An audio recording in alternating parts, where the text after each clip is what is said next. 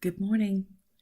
This is Grega J. Job, also known as Grega Joy, I guess. I have many names, but I'm just starting out wanting to share some of the things that has come to mind and been shared with me in the Trevel UNUM philosophy. So forgive me if I'm a little It's kind of my first official Oracle of Trevel video. But I just want to share some things about soul healing. I've gone through a lot myself and learned how to become a soul healer. And so I want to share some insights with you that might help you in your own journey. That's my biggest goal, is to facilitate other people finding their own path and their own journey. So I just want to share a few things with you.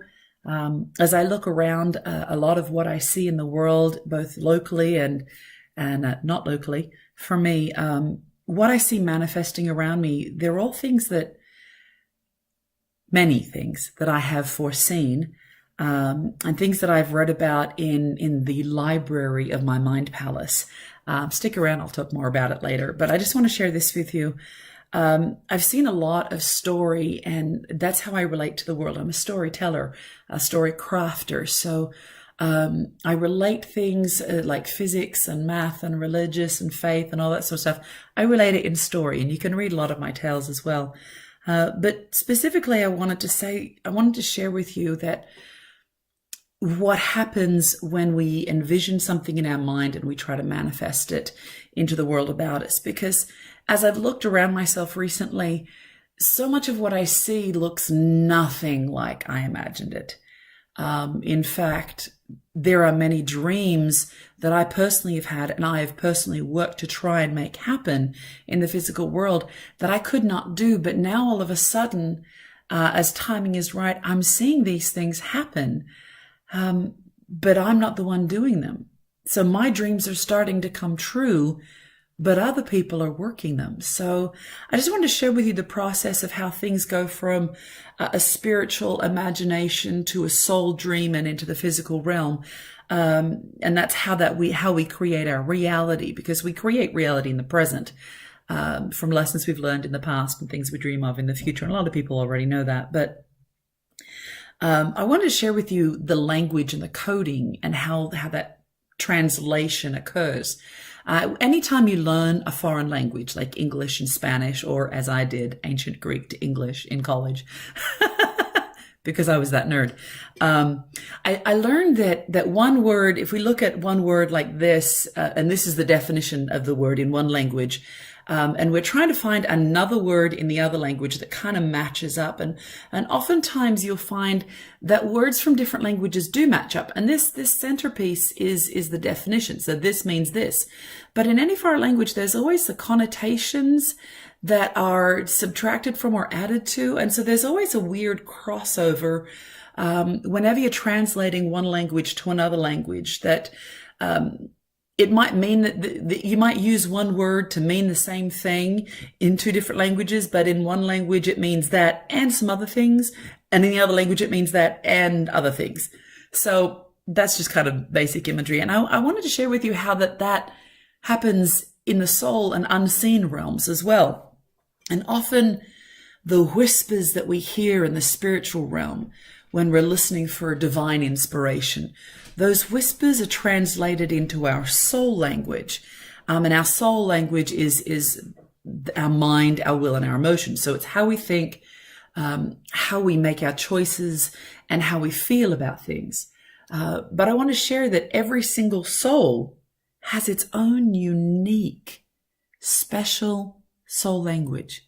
You have a language that you speak that nobody else in the world speaks. And we see this most commonly among twins and triplets, who oftentimes twins will relate and talk to each other in a language that nobody else understands. Well, that's because each soul has its own language, but our soul languages are influenced by our immediate surrounding. They're influenced by our own beliefs and our past lessons. There's a lot of familiarity in both soul tribes, when you meet your kindred spirit and you're like, oh my gosh, these people are my soul tribe. They understand me. They get me. But also with traditional cultures, if you're raised in a particular faith or in a particular style or in a particular culture, there's a lot of familiarity there, but each individual soul has its own language. So when we hear a divine inspiration, or maybe a not divine inspiration, but we won't talk about that right now. But when we hear the whispers, the muse inspirations, and a lot of creatives get this more than people who are not necessarily creatively bent. And I am incredibly grateful for those who are not very creative, because it is for those of you who are not very creative are the ones who actually often get things done. And I need people like that very much. But anyway, I digress all the time. But when we hear these divine whispers of inspiration, they're then translated into our soul language, and everybody's soul language is different. So how we hear and how we receive, the greater truths of life look and are perceived differently for each of us. And then take it another step further when we're translating that into a physical reality. So when we take our dreams and our goals and our hopes and our visions and we translate them into a physical manifestation, be it in music or be it in a business or an artwork or anything. Oh my goodness, sorry, I have cats. My cats and dogs are attacking me right now. Anyway,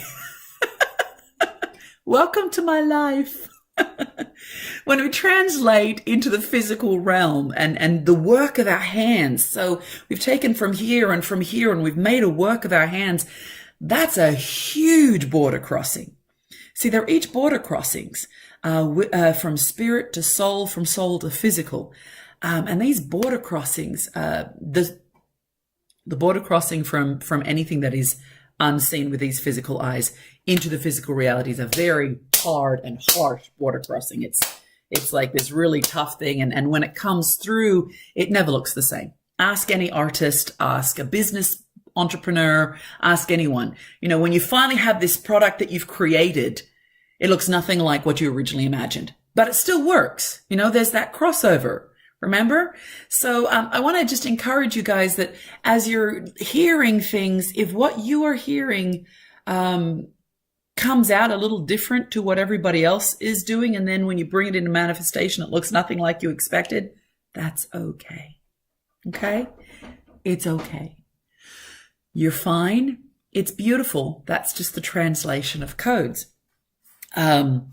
And I just want to share with you that this is why I pursue what I'm calling the Trevel UNUM philosophy.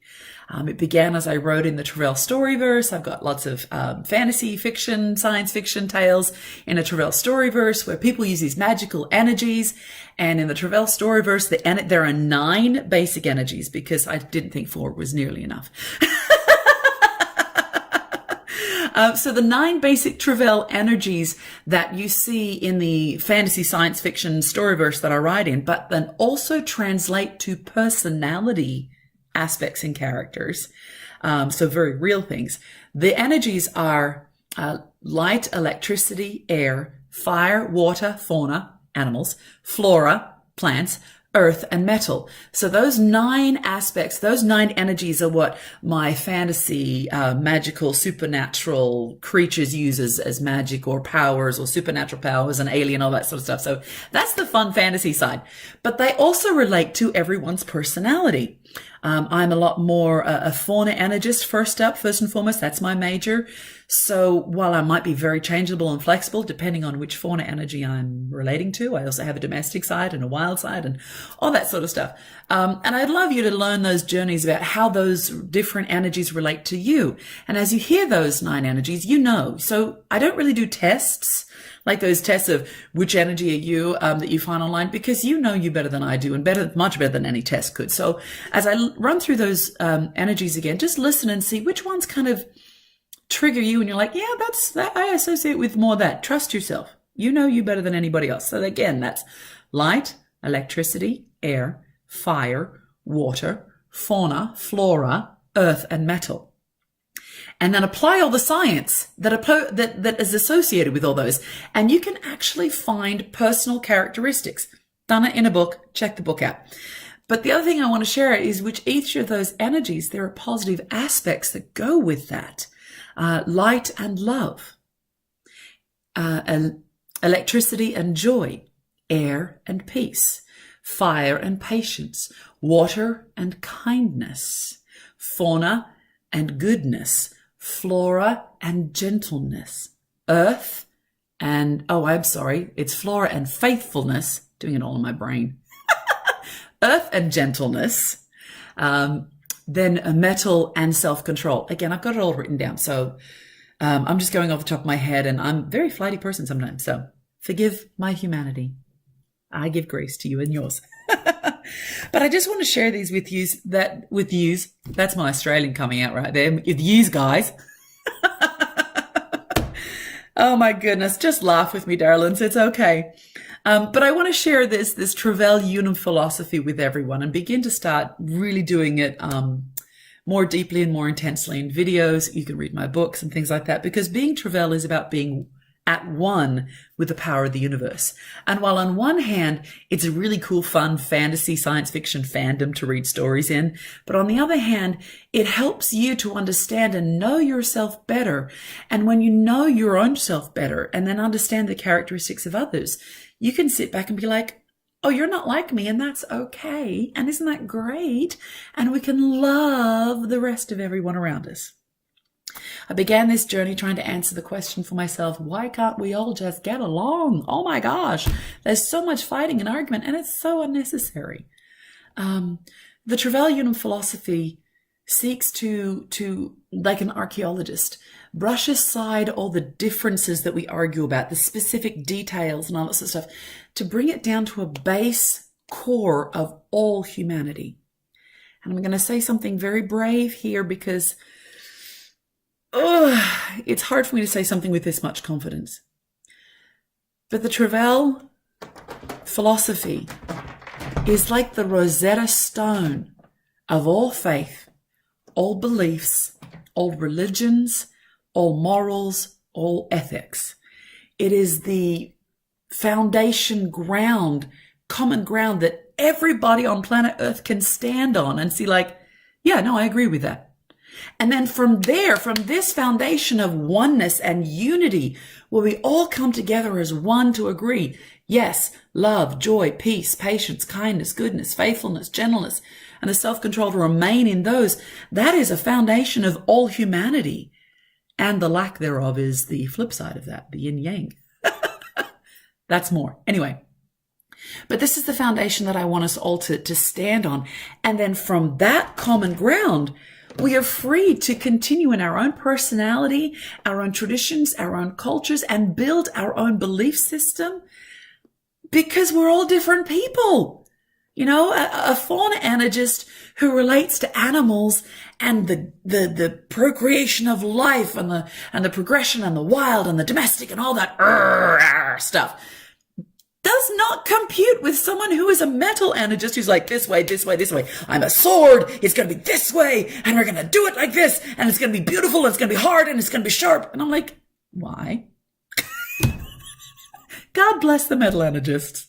I don't get them at all. But they don't get me either. And that's okay. That's what I'm so excited about sharing this and being... I know the term Oracle of Trevel sounds woo-gee and woo-wah, blah, blah, whatever. It's just a term to share that these are the whispers of divine love that I've heard, that I've translated through my soul. So the Trevel Storyverse is the way I translate it through my soul, in an effort and a hope to manifest something that everybody can use as a tool to understand themselves, and then understand everyone else around them. And then you know whether or not you need to build a bridge or a wall or a bunker. And in the next season, you know whether or not you need to blow up that bridge or blow up that barrier, that wall, or come out of your bunker. You know, it's seasons. We all flow through seasons. And what is good in one season is not always good in the next season. You're not going to wear your winter coat on the beach in summer in Puerto Rico because you'll die of heat exhaustion. But you're also not going to wear your bikini in the middle of Iowa at negative 50-degree weather. Learn to navigate the seasons, my friend. It's okay. I just want to give everyone permission to breathe because there's so much trauma and heartache in the world that every single one of us just needs a little grace and someone to say, it's okay. I love you. I know you're an asshole, but that's okay. Gonna put a barrier up so you don't, hurt me in this. But, I'm also going to say from the other side of my barrier, you figure yourself out. Okay? I'm going to accept you as who you are so that you can have permission to figure yourself out. I'm not giving permission for people to be jerks. I'm just giving permission to people to accept that they are who they are because of what has happened to them in their past. Never met a jerk who did not have something happen to them in their past that made them that way. So when we embrace and accept our past, then we can have a little more bravery to talk to ourselves. And I'm going overboard. There's a lot more that I want to share. So I'm going to stop now because it's already over 15 minutes. And I didn't want it to go too long, but welcome to the world of the Trevel, my dear, dear friends. Here are some tools I want to share with you so that you can understand yourself better and love everybody else better, or at least know why you don't understand them. And then that'd be okay. So love, joy, peace, patience, kindness, goodness, faithfulness, gentleness, and the self-control to remain in all of those. Those are the positive aspects of the Trevel energy universe. Life is what you make of it. Life, love, and liberty are what you make of it. So continue. Continue. Continue. I love you. And so do my cats and my dog. Mwah. Have a good day.